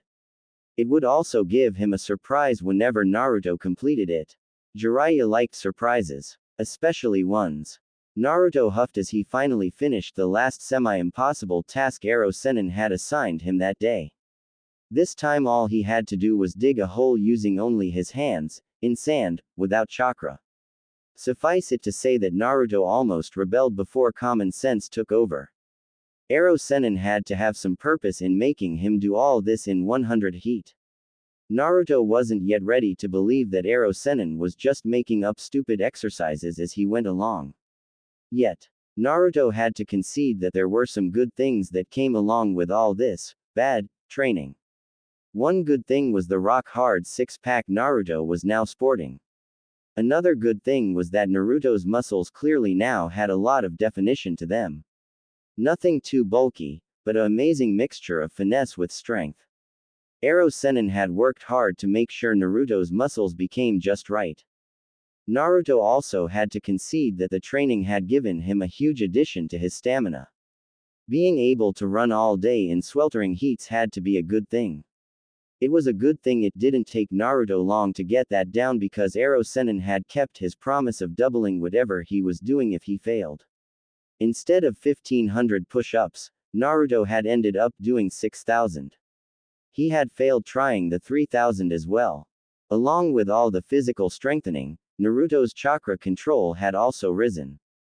Ero Sennin had made sure to teach Naruto several inner chakra flows that aided in keeping cool in hot weather. Naruto had made those exercises prime points of interest. Of course, Ero Sennin had waited a whole month before even mentioning the possibility of keeping cool with chakra. Naruto had blessed the man out that night. Overall, Naruto definitely saw a rate of improvement, and it made him giddy. He could tell that he was getting stronger. He could feel it. His new jutsu was almost ready as well. Naruto figured a couple more days, and he would have that jutsu ready for its first real test. Oh, was Ero Sennin going to be surprised when he found himself as a nice, happy test subject? Heading back to camp for the day, Naruto couldn't help but remember the very first, impossible, exercise Ero Sennin had given him to increase his strength. Flashback. You want me to what? Naruto shouted in disbelief. The old pervert had finally got insane. Did the man not realize that it was hot outside? And they were always outside, so how could he not realize it? Naruto just had to walk up to his sensei. Reaching up, Naruto peered in both eyes, checked his pulse, and tried to see if he was running a fever. Maybe some kind of disease would explain Ero Sennin's sudden madness. Naruto could only hope.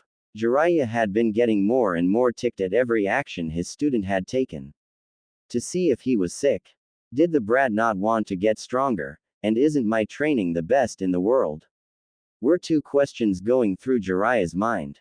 Finally getting enough of the charade, Jiraiya nailed Naruto on the head. Falling down, Naruto crashed into the sand. What the hell was that for, Ero Sennin? Naruto indignantly yelled. First the pervert goes insane, and now he is hitting me. What next? Naruto thought in exasperation. The thing that caused the whole episode was quite simple in explanation. The hard part came in actually carrying it out. Their first real day out in the desert was the same day that Jiraiya started Naruto's physical training while their clones were off doing clone stuff. Jiraiya had unsealed a strange-looking weight from his supplies. Taking the weight, Jiraiya had tied a rope to it and put it on the sand. Naruto's job, pull the rope. Naruto had, wisely, decided to see how heavy the weight was. Trying to pick it up, Naruto found a slight problem. He couldn't budge the thing. Try all he might, Naruto couldn't move it at all using his arm strength. After finally giving up after his 16th attempt, Naruto had looked over to see Ero Sennin laughing at his efforts. That wasn't very nice of him. Come on, brat. The thing doesn't weigh that much. All you have to do is drag it through the sand in a lap formation. I already drew out the lap size for you. Aren't I a nice sensei? Jiraiya asked quite sarcastically. Naruto looked to see how big a lap he would have to run, and then he did a double take. His eyes widened for good measure. What he was seeing wasn't a lap, it was a freaking marathon disguised as a lap. Ero Sennin, I can barely move that thing. What do you mean that it doesn't weigh much? And how many of these laps do you want me to do, anyway? Naruto yelled in annoyance. Jiraiya smiled. Oh, only 100 laps, for now. Then with a nonchalant air, he said, and that weight is only 2,000 pounds. I have much heavier weights waiting for you once you get this exercise down. Naruto fainted. He awoke after only a few seconds, but the sheer audacity of Ero Sennin's training plan shocked him too much. Naruto now knew that he was going to die out here. Ero Sennin had gone crazy and was trying to kill him. That's the only thing that made sense. Oh, and no chakra whatsoever. This is all you, kid. Now get to running. Jiraiya yelled out with a light slap to Naruto's back. Naruto turned around to look at his sensei. Jiraiya could easily see the desire to kill him in those blue eyes. He chuckled. Die, Ero Sennin. Just die. Naruto ground out. Wants me to carry thousands of pounds, sliding through sand, without chakra. Naruto grumbled. He slowly made his way to the way to begin his torture. End flashback. The next day dawned hot just as pretty much every day in the desert had dawned. Naruto got up, fixed breakfast. Ero Sennin was too lazy, and then began training. Naruto had decided that a week's time would be enough time to fully develop his new jutsu. He couldn't wait to show it off to Ero Sennin. Going through the warm-ups Ero Sennin had devised, Naruto quickly picked up pace. An hour each morning had been set aside for warm-ups. They were specifically designed to make sure every single muscle was in use and ready for the strenuous use Ero Sennin had waiting for them. Finishing with vigor, Naruto moved on to what came next in his daily routine, sparring. Summoning 100 clones, Naruto signaled for them to attack. This spar was another idea of Ero Sennin's. The clones simulated the same conditions of being attacked by multiple enemies. Them being shadow clones, though, allowed Naruto to beat them using only one hit. The numbers more than made up for this, and Naruto always got a good workout fighting against himself. Naruto finished with the clones and went back to the camp. Sweat was running down his face as he grabbed a towel from among the bags. Looking over, he could see Ero Sennin getting ready for today's training. Naruto summoned the, now 16, clones to work with Ero Sennin's clones. If he wasn't mistaken, today's schedule was history, jutsu theory, chakra control, genjutsu recognition, tactics, stealth, and the other 4 were trying to learn how to create a storage scroll. Ero Sennin, what torture do you have planned today? Naruto called out. Jiraiya walked over to his student when he saw that the boy was through with his morning exercises. Naruto sure had come a long way from the little pipsqueak he had used to be. Now the boy was gaining confidence and muscles. Naruto was also starting to finally grow. Jiraiya had to give himself props though because Naruto's mind was finally beginning to develop. The kid couldn't have used his mind if it killed him 6 months ago. Now the boy was already thinking steps ahead of his opponent. Stuff like that could make a teacher so proud. Jiraiya wiped off a fake tear. I was thinking of all-out taijutsu sparring today. I still see some areas in your taijutsu that need work. If you leave holes in your taijutsu like you have, then any competent chunin will eat you alive. You're just lucky you have never gone up against a competent chunin. Jiraiya said. But I beat Neji Hyuga. Naruto indignantly commented. Everyone always says that Hyugas are amazing at taijutsu. If all that is true, then I shouldn't have holes in my taijutsu, especially after all the training you and I have been doing. Naruto claimed. Jiraiya nodded right along with his student's reasoning before saying, true, true. All you say is definitely true. But you have to consider that you won mainly through luck in the Kyuubi. He kinda dominated you when it came to the actual taijutsu part of your fight. Though I will admit that you have gotten much better in taijutsu. You just need a little tweaking to become even better. Jiraiya then walked off while waving for Naruto to follow. Naruto followed Ero Sennin until they reached the area they usually used for sparring. It was only a short distance from camp because whenever Naruto finished training, he automatically had to crawl his way back to camp. It wouldn't do for him to crawl a long way, after all. Ero Sennin was kind enough to not beat him until he couldn't crawl at all though. Naruto had to take his positives wherever he could when it came to training with Ero Sennin. Naruto started out the fight by summoning 4 clones. The clones quickly set off against Ero Sennin while Naruto stayed in the back. Each of the clones were quickly destroyed, but not before Naruto was able to tell what level his sensei was using on this fight. Ero Sennin had 3 levels whenever they trained together. One was easy mode. This was the level usually reserved for learning new things about taijutsu. The second level was, oh shit, level. This level usually left Naruto crawling back to camp at night. The third level was the, glorious torture, level. When Ero Sennin fought him at that level, Naruto had almost died.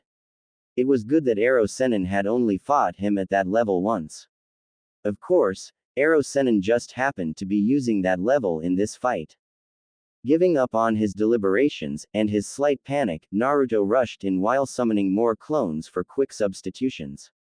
Jumping high in the air, Naruto started falling above Ero Sennin. Summoning 2 clones, one near him while the other was slightly to the side of him, Naruto had the clone besides him throw him off his intended trajectory. The other clone grabbed Naruto from the air to throw him at Ero Sennin at high speed. Good, brat, good. Jiraiya yelled out excitedly. Do this kind of thinking in all your fights, and you will have an advantage. Just make sure to think about every move you make. Jiraiya quickly sidestepped the falling Naruto before punching the boy straight in the stomach. Hard. Spitting out blood after rolling through the sand, Naruto tried to create a new tactic. Damn, I know there is no way I can even get close at my current level. Should I try out my new jutsu? No, it's still not ready yet, and this is supposed to be taijutsu only, with clones. What should I do? Naruto narrowed his eyes in thought as he looked at his sensei. Running in a circle around Ero Sennin, Naruto analyzed his sensei from every angle. Before he could even think of a plan, Ero Sennin disappeared from his vision. Naruto realized that his sensei was about to attack him, so he ducked quickly praying that his guess right. He only realized he was wrong when he found himself on the ground from another punch to his stomach. Dry heaving, Naruto tried to stand up as it felt like his insides were collapsing. Blurg. Naruto ground out before bending over and throwing up. The sound that throw up made on the desert sand was not very appealing. Naruto managed to raise himself to one knee as he spat to clear the taste from his mouth. Ero Sennin wasn't holding much back. You need to think faster, Naruto. An enemy isn't going to give you all day to think of a plan. Jiraiya cautioned. The boy could be really good on his feet if he would just learn how to balance battle and thinking. From what Jiraiya had observed, Naruto could be really good in a fight if he was pushed to his limit. Once he tried to use his brain though, Naruto overanalyzed everything and ended up making a blunder. Moving as fast as he could, Naruto made a beeline straight at his sensei. I just need to get close enough, Naruto thought frantically. My shadow clone's limit is 7 feet from me. I know that distance is growing, but 7 feet is the farthest I can do right now. Naruto was betting everything on summoning a shadow clone behind Ero Sennin while the original fought him head-on. Jiraiya looked on as his student rushed him in what seemed to be a suicide charge. Jiraiya knew that the boy had a plan, but he wasn't sure just what Naruto had planned. Oh well, I will just beat him before he can enact his plan. Jiraiya thought with a smirk. Jiraiya rushed his student. Naruto's eyes widened as he saw his sensei heading towards him. Gulping, Naruto quickly made the seal and calling out his shadow clone. Naruto knew that he had already given his plan away, but he was still going to try it. The two met in a fierce taijutsu battle. Jiraiya quickly gained the upper hand, but Naruto was managing to hold on fairly well. Jiraiya was only mildly surprised, though, when a shadow clone attacked from behind him. Yes, Naruto definitely has a hole in his taijutsu, Jiraiya thought sourly. Dispelling the clone with a kick backwards, Jiraiya caught the punch heading towards his face. Naruto, not one to give up, went for a leg sweep after he saw his plan collapse and his fist caught. Arrow Sennin jumped over the sweep, and then used the caught fist to flip Naruto over. Naruto landed on his back as an explosion of air left his lungs. Panting, he tried to get back up, but Arrow Sennin hadn't let go of him. Naruto knew that was a bad sign. Jiraiya smiled down at his apprentice. The boy was coming along well. Naruto's taijutsu was around a high chunin level. What Naruto really excelled in though was his physical strength. Of course, it could not compare to Tsunade's chakra-enhanced strength, but what could? Jiraiya had known from the very beginning that one of Naruto's future advantages would be his physical strength. Ever since the boy was able to run laps with a 2,000-pound weight tied to him on only the third day, Jiraiya had known of Naruto's abnormal strength. No normal person should have been able to do that. Naruto was lucky. The Kyuubi sealed inside of him, healed him. Building muscles was basically breaking down the tissues within muscles, and, when they healed, the muscles would be stronger. The Kyuubi inside of Naruto automatically healed those torn tissues much faster than nature intended for those kinds of things to heal. This resulted in Naruto's physical strength increasing at a great pace. Jiraiya hadn't exactly mentioned this information to Naruto though. It's always better to keep kids in the dark. That way they don't become too arrogant. Jiraiya thought happily. Jiraiya delivered a chakra-enhanced kick to his student's midsection. Naruto needed to learn how to deal with pain after all. Too bad, looks like I kicked him a little too hard. The poor boy has passed out with blood dripping down his chin. How sad, Jiraiya thought mockingly. After a couple minutes of unconsciousness, Jiraiya started kicking Naruto awake. They weren't very hard kicks, but most people usually don't kick kids who have just passed out awake. Thus, Naruto woke in even more pain than when he passed out. Gah, Arrow Sennin, do you have to be so merciless? Naruto asked with pain lacing his voice. Naruto had to speak in a whisper because of the pain racking his body. He knew that if he didn't have the Kyuubi then he would most likely be bedridden for weeks. The fox had its uses every now and then. So, what is my hole, Arrow Sennin? Naruto asked impatiently. He wanted to have that hole fixed up as soon as he could. It really annoyed him that he could be beaten so easily, even if he was fighting against a Sennin. You didn't recognize it? Jiraiya asked surprised. He was sure the kid would recognize it. He had made the mistake right at the very end too. Oh, well, you need to learn how to use the Kage Bunshin without the hand seal. I could easily tell your plan at your last attack because I could see your hand sign. Same as when you took to the air. Your hand sign allowed me to pretty much know exactly what you were planning to do. Learn how to do the Kage Bunshin without hand seals, and your taijutsu will be that much harder to beat. Jiraiya lectured. Turning back to camp, Jiraiya threw over his shoulder, you're summoning a clone away from you. That was pretty good for a brat like you. That was probably the best thing you did the entire match. Jiraiya could almost feel Naruto's happiness at getting a little praise. He just had to burst Naruto's bubble. Though you forgot about your clones you summoned at the beginning of the match for substitution. Naruto's face fell as he realized he could have avoided a lot of damage by remembering them. Make sure you get some rest. We still have a whole day of sparring at this level. You have 10 minutes. Jiraiya shouted out as he sat down at the camp. Naruto just panted in frustration. Arrow Sennin could be such a freaking pain. 1 week later. Okay, Arrow Sennin. Time to show you my newest jutsu made by yours truly. Naruto said excitedly. He couldn't wait for his sensei to ooh and ah at his awesomeness. Naruto and Jiraiya walked deeply into the desert for Naruto's demonstration. Naruto didn't want to mess up their training ground because he really had no clue how much longer they would be staying in the desert. This spot looks perfect, Arrow Sennin. You ready to see a never-before-seen jutsu? Naruto was really excited. He hadn't been this excited since he first learned the Shadow Clone Jutsu. I mean, this is a jutsu that I created.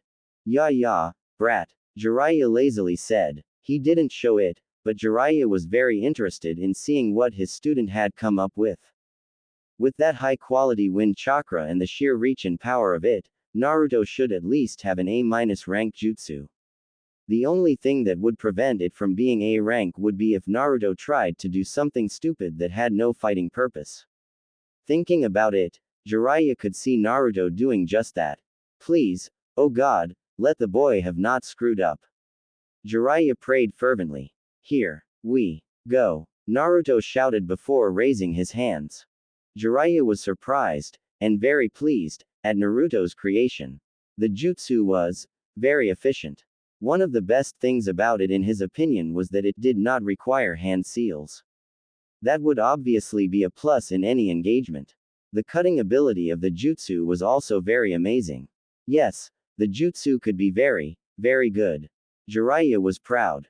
Good, Naruto. I admit to being amazed, no odd at your jutsu creation ability. I won't call this jutsu complete just yet though. Jiraiya warned. At seeing Naruto's confused face, Jiraiya hurried to explain. You will need to increase the numbers as well as the speed before it is complete. You have mainly focused on the cutting ability and the shape manipulation, and it is very good in those regards. Now you need to work on speed and quantity. Once you get those down, I would probably consider this jutsu a high A, low S rank jutsu.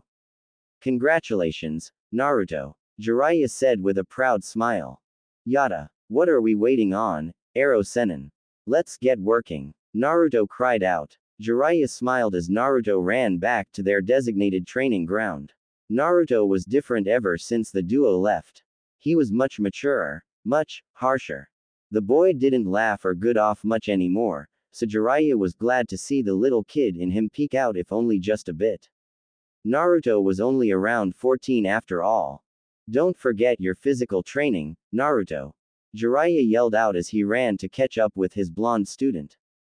Both started laughing as they made it a race back to the training ground. At least at this point, both master and apprentice were enjoying life and their pursuit of power. Naruto was so happy. Tears were literally rolling down his face. Arrow Sennin had finally told him that they were leaving the desert.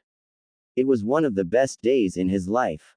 Though time spent in the desert heat eventually came to be common, Naruto was still ready to seek out cooler climes. Thus, he was glad they would only be under a desert sun for a few more days. Arrow Sennin had mentioned something about stopping at Sunagakure before making their way back into the land of fire and beyond. 3 months since he had first shown Arrow Sennin his new jutsu. That made a total of about 5 months in the desert. 5 months. Yes, Naruto was very glad to be getting out of the desert. Arrow Sennin, we can finally see Gaara, right? Naruto asked curiously. I can't wait to see how he has turned out. Looks thoughtful. I mean, at one point, he allowed his demon to rule him. Naruto said with confusion in his voice. But now, I think that Gaara will be his own person. I mean, Naruto said while laughing, after I defeated him, I believe that I really saw him rethinking his life. Jiraiya looked at his student. He almost couldn't keep the grin from his face. Oh, is Naruto in for a little surprise when we reach Suna? He. I can't wait to see the boy's face. We will see Naruto. You never know, Gaara might not have changed like you want him to. You should be prepared for him to still be a murdering maniac. Jiraiya said with a straight face. He was not going to ruin the surprise for Naruto. That would be mean. Jiraiya smiled. I guess, Arrow Sennin, I guess. Naruto said sadly. Naruto didn't want to admit it, but he had to face reality. Gaara could still be the murderer he was during the Chunin exams. I hope not though. I hope that Gaara has changed, but if not, let's be off, brat. Jiraiya yelled out from the other side of their camp. He had started heading out while Naruto was lost in thought. Jiraiya saw Naruto look up suddenly before jogging towards him. They set out together, leaving behind their campsite of 5 months. Jiraiya knew that the sand would destroy all traces of their stay in a matter of hours. Ero Sennin, don't you have a spy network? Naruto asked curiously after walking in silence for 20 minutes. Jiraiya arched an eye at his student before answering. Yes, why do you ask? You have never seemed interested in my work before. Well, most of the times when I think of your work, is when you are doing research. Naruto said while making air quotes. Jiraiya let out a perverted chuckle at his student's gestures. I was just wondering how you were keeping up with your spies if you are always training me. Naruto asked. Nice observation there, brat. Jiraiya said with a smile. His godson was getting smarter every day. I actually have a simple solution though. I issued orders to all my spies to place their reports in a certain location. I then placed a delayed summoning tag in each place that is good for 15 summons. At a certain time, those tags go off summoning a toad. The toad gets the report, leaves behind the payment, and then I summon that toad later.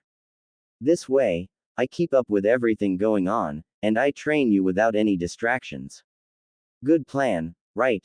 Jiraiya asked with obvious pride. Naruto had to admit that it was a good plan. He was especially happy about the no distractions part. Naruto could just tell that he wouldn't have gotten any training if Ero Sennin had to always be off getting his reports. Yes, I believe it is. If only you could use that brain of yours to actually get a girl every now and then. Naruto lamented with a sigh. Yep, it's too bad that you're still a virgin. What? Jiraiya yelled. What the hell did you just say, brat? Naruto turned to look at his sensei with an innocent expression on his face. All I said was that you should use the brain in your head to get a girl instead of using your other head. Naruto said with an innocent look. The other thing you said, Naruto. Ero Sennin was still yelling. Damn, the man sure can yell loudly, Naruto thought while rubbing his ears. Oh, Naruto muttered with a light bulb going off in his head. The part about you being a virgin? He asked with a curiously. Jiraiya was about to kill his student. The damn boy was mocking him. Did Naruto really think that I, super pervert of the world, am still a virgin? I am a damn Sennin. I am a sage. The ladies flock to me. Boy, Jiraiya whispered dangerously. If you so much as think that again, I will make sure to train you so hard that you won't be able to move for a week. To think that I, Jiraiya, am a virgin. The very idea is preposterous. The ladies flock to me. The girls swoon around me. I am the sage of MT. Myoboku. Jiraiya-sama. Jiraiya shouted out loudly. I am a man who has tasted the pleasures of many women, and all have come back begging for more. I am no virgin. Naruto's sweat dropped. His teacher was weird. The rest of the trip to Suna was done in silence. Reaching the village, they were stopped at a big cliff by a couple of Suna shinobi. Naruto and Jiraiya showed their papers, and they were allowed into the Sunagaku. Walking through the streets of Suna was a new experience for Naruto. For one thing, he had never seen such uniform buildings. All the buildings were built exactly the same. All of them were designed for maximum efficiency as well as blending with the environment. It was kind of depressing. At least in Konoha, there was a huge difference in style throughout the village. The people in the streets were different too. Many of the smiles that the people of Konoha habitually had were not present here. The people seemed to be in a hurry everywhere, and most weren't paying attention to their surroundings except for their destination. I guess that people here are just more realistic. Naruto pondered. He made a note to ask Ero Sennin later. Looking around, Naruto was curious at where they were headed. Ero Sennin seemed to be going to the big, round building which Naruto assumed to be the cage's place. That confused Naruto because he had thought that Konoha and Suna weren't on that level of alliance yet. Suna had helped invade Konoha less than a year ago. Now Ero Sennin, arguably the strongest in Konoha, could waltz into the cage's office. Ero Sennin, what are we doing here? Naruto asked in confusion. He really didn't understand why they had even come into Suna. It seemed pointless. Of course he wanted to see Gaara, but Gaara could still be a crazy maniac. Patience, brat. Learn it. Ero Sennin said sharply. Taken aback, Naruto looked at his teacher in shock. That was rude. Walking through the Cage's building, Naruto could see a couple ninja shadowing them.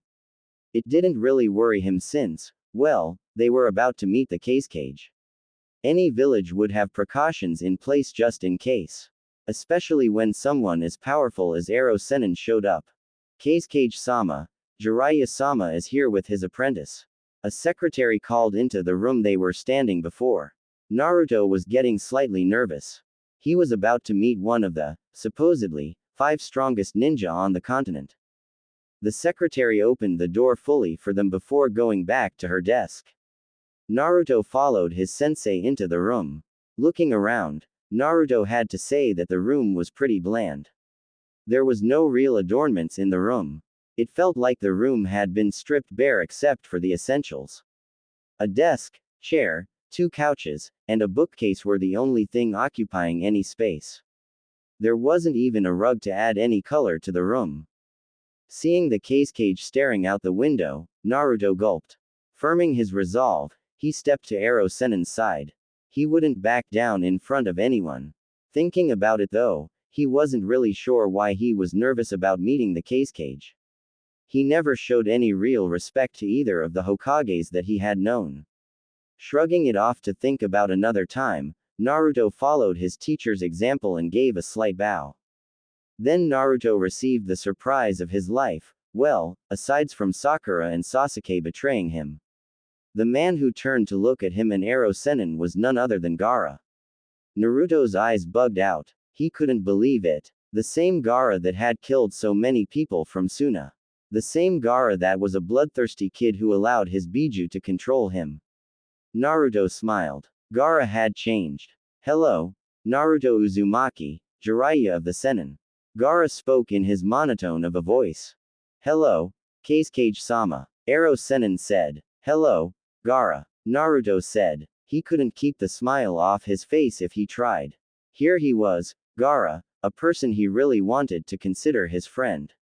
Cage, a Jinchuriki who rose up from being hated to reach the position of ultimate authority and respect. It was Naruto's dream lived out. He couldn't stop smiling. Gaara looked at the blonde boy in front of him. Naruto had grown. Muscles were now evident where before there were none. The naivety was also gone from his eyes. Gaara idly wondered what had taken that look from him, but he could take a pretty good guess considering Konoha no longer had any Uchiha to its name. Something else Gaara noticed about Naruto was an aura of competence surrounding him. He had been particularly powerful when they had fought, but Naruto had never given off the feeling of competence. The feeling Gaara had experienced back then was more along the lines of sheer stubbornness. You have changed, Naruto Uzumaki. For the better, I believe. Gaara stated.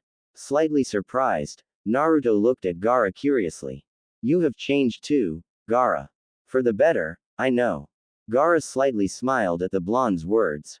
It felt good to know that all of your hard work was acknowledged by the person who understood you the most. While it is nice to see you both, may I ask why you are here? Gaara questioned. It was not every day that Jiraiya of the Sennin showed up at the door. It was too bad that Jiraiya was also known for bringing bad news when he did show up at the door. Jiraiya watched in amusement as the 2 boys slowly sniffed each other out. He had gotten a good mental kick from seeing Naruto's surprise, but he soon got down to business. From the reports he had read, both of the boys had tried their best to show each other their ninja way. Naruto had come out on top and completely changed the red-hair kid. Impressive. Even more impressive was Gaara's rise to Cage after that change. The boy standing before him in the Cage hat was truly an interesting kid. He had to be only around 15 as well. Truly impressive. I am here to warn you of a threat in person. The Akatsuki is a group of S-rank missing nin. We have confirmed that Itachi Uchiha and Kisame Hoshigaki are both members of this group. We don't know why, but their goal is the collection of all 9 Biju. That means that they are aiming for the Jinchuriki. Jiraiya clarified in his most serious voice. Naruto had only ever witnessed this voice a couple of times. Once was when Ero Sennin was fighting Orochimaru. I am just warning you in advance. In about 2 years, they are supposed to really start moving against the Jinchuriki. I would advise you to beef up defense as well as prepare yourself for this ordeal. One of the reasons I am training Naruto is in preparation for their attack. Jiraiya said. Gaara looked at the man in front of him. Jiraiya had delivered alarming information. His reputation of being a man of bad news seemed to be accurate. Not allowing the surprise to show on his face, Gaara said, "Thank you for the information. Suna will be ready if they decide to attack." Putting the issue aside for further discussion by his top officials, Gaara looked to his guests once more. Ah, Ero Sennin sighed. Now that the serious stuff is through, let's get down to my other request. Tell me where the baths are. I need to do some research. Ero Sennin loudly shouted. Naruto sighed while shaking his head. His sensei would never learn. The man could be a complete idiot whenever it came to his research. Naruto could tell Gaara was getting agitated at the man's antics just from the way the sand was swirling around him. Maybe that was just agitation from their earlier talks. Nah. It was all Ero Sennin's fault. Oh, before I head to the baths, I did have one question. Is there any way you can give Naruto the Kase no Yaiba Jutsu, Wind Blade? Seeing the Kage's look of disapproval, Jiraiya hurried to explain. You don't have to worry about Naruto actually using the jutsu cough, much because I am hoping Naruto can convert the jutsu into his own little thing. Since I did give you that amazing information, don't you think it would be fair to give us something in return? Jiraiya said quite playfully. Gaara looked at the idiot pervert, legendary ninja in front of him. He could see Naruto Uzumaki off to the side with his face in his hands. Uzumaki was clearly embarrassed by his sensei's acts. As he should be. For Jiraiya of the Sennin to just ask for such a high-level jutsu from Suna like that. It was preposterous. The wind blade was a treasured technique of Suna. To just give it away. Gaara had to admit though to temptation. Naruto had changed his life. Naruto's light had shown him the way. Without Naruto, Gaara knew that he would have kept on killing until someone finally killed him. With Naruto's path before him, Gaara had changed. Now the village trusted him. Now the village had nominated him as Kage. Jiraiya of the Sennin had given him vital information as well. Gaara decided that a test was in order. If Naruto could defeat Baki, then Gaara would allow Baki to teach Naruto the jutsu. Basically, if Naruto wanted it, he would have to seize it. Smiling to himself, Gaara knew that his plan would show him even more of Naruto Uzumaki. Uzumaki seemed much more powerful now, and Gaara wanted to see that strength. The strength of someone who protected. Gaara wanted to see just how much it helped. Gaara became a Kage with that strength. Naruto had to become at least a Junin-level ninja with that strength. Okay. Gaara finally said. There are certain conditions though. Jiraiya's eyes narrowed when he heard there would be conditions. Things never turned out good when there were conditions. Naruto must seize the jutsu from the one who wields it the best. Naruto must defeat my old sensei in combat. If he does, I will allow Baki to teach the jutsu to him. The fight will be tomorrow at 11. My siblings and I will be the only ones watching. It will take place at my personal training ground. My sister will meet you tomorrow at 10:30 to show you the way.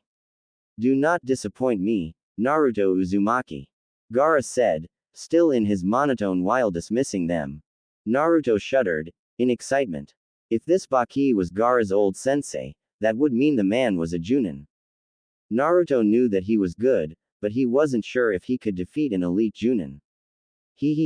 I will just use this situation as a means to grow stronger. I will not lose this battle. I really have no clue why Ero Sennin thinks I should learn this jutsu, but I will win this.